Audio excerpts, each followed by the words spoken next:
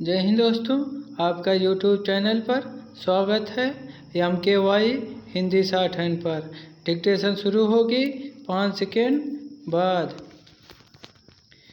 हमारे समाज में कुछ परंपराओं को लोग सही मानना इसलिए शुरू कर देते हैं क्योंकि वे पुरानी हैं। उनके औचित्य पर सवाल उठना तो दूर, यह पूछना भी जरूरी नहीं समझा जाता है कि इसके तहत जो होता है उसका आधार क्या है।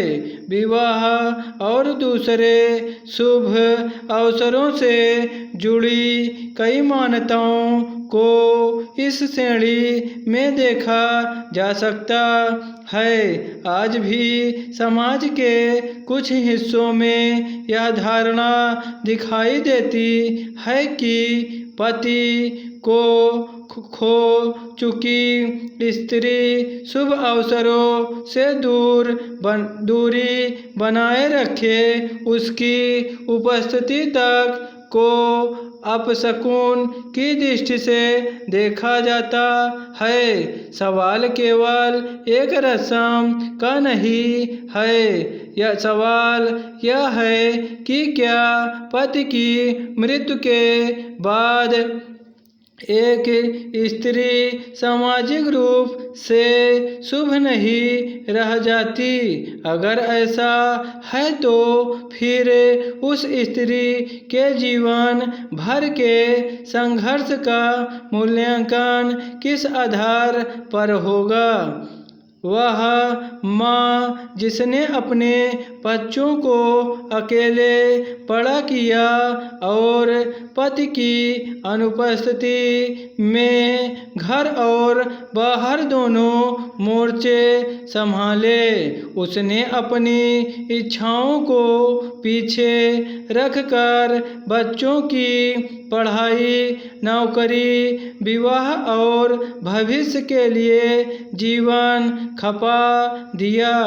बीमारी, आर्थिक संकट, सामाजिक दबाव और अकेलेपन के बावजूद बच्चों को टूटने नहीं दिया।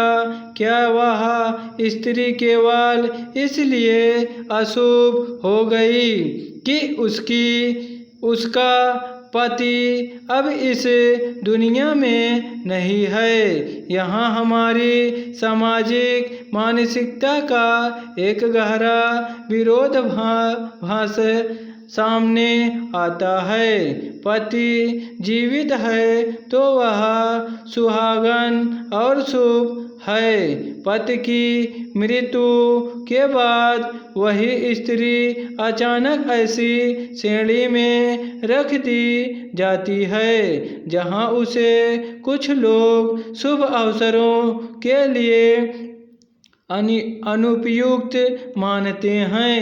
यह केवल अंधविश्वास नहीं, स्त्री की पहचान को पुरुष से जोड़कर और उस पर निर्भर देखने वाली उस मानसिकता का विस्तार है जो सदियों से हमारे सामाजिक ढांचे में मौजूद रही है।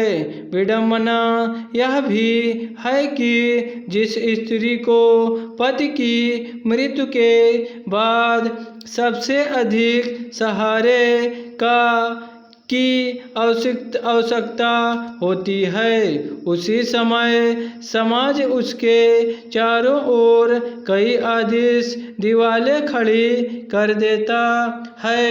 उससे अपेक्षा की जाती कि वह अपने दुख को निजी रखे, सामाजिक जीवन में सीमित रहें। कल्पना कीजिए उस माँ की जिसने अपने बेटे या बेटी की हर छोटी बड़ी खुशी में अपना जीवन लगा दिया।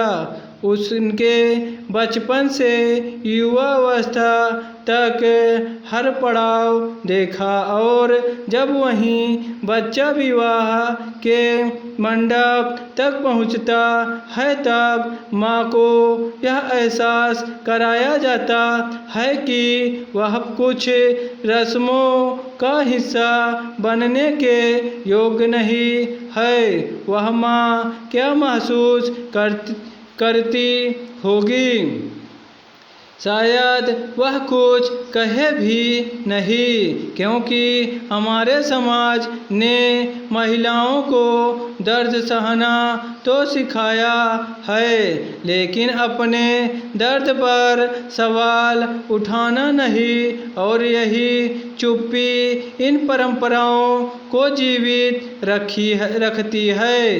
किसी महिला का पति नहीं रहा तो यह उसके जीवन की त्रासदी है, उसकी पहचान नहीं। मृत्यु किसी रिश्ते को समाप्त कर सकती है।